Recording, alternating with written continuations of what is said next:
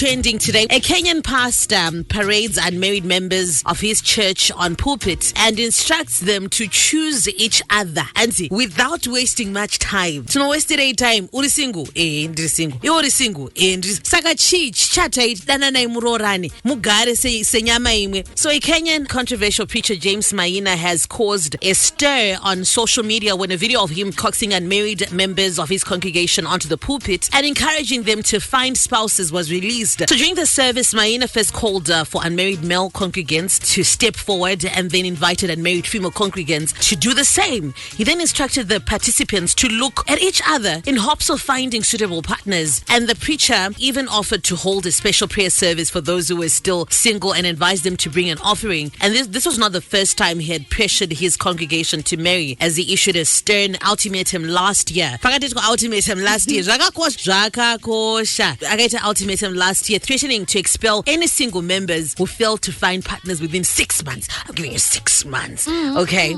And I want to hear what's your take on this move by the pastor. Weekend ayo pastor varoorane. Because kuna mwana anoda kutotsurwa nguva iripo.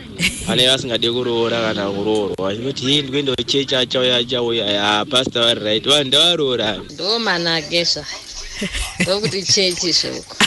Zavira mutswanda. Ngoti nde maziso enyu akangopindirana chete. Hana dzenyu dzikangoroerana chete. Aiwa tozvikurudzira izvi bolato. Panoperawo 6 months oshayawo futi. I can support Pastor Varoorane. Why am I saying so? Get you, I'm not munhu anokanganwa here kana kuti chi. Ofichi munhu anotozosvika pakutosvika kuma 40 something years.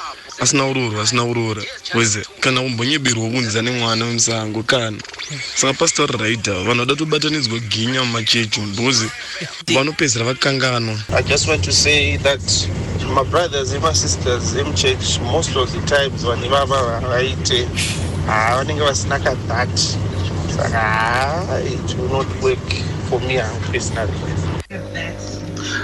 Aiwa mufundisi avo ndomboma because vanhu muchechi kavanda kujaira kuda kumhanya nevakomana vekunze nevasikana vekunze saka sando chaidzo kuti imomo ngatipiringishanei imomo zvifambe kai kutendarira mashoko kababoida anenge achitidzidzisa tese tirimo vakomana nevasikana mbozve kuti but inini ndikatodari mwana wamufundisi wacho kuti zvinatsoita strength ka weekend zvimabhradha zvekuchechi kupusa kutozungaira chako zvinetenge kugamuchira mweya mutsvene kunopusisa futi neno zvavangori vanhu meno I don't know zvikufananguriki vada vakangozungaira so mabhebha anenge ari mwararira fararira kwese makona ese but munhu anenge achingoita zvinhu zvisina nebasa rese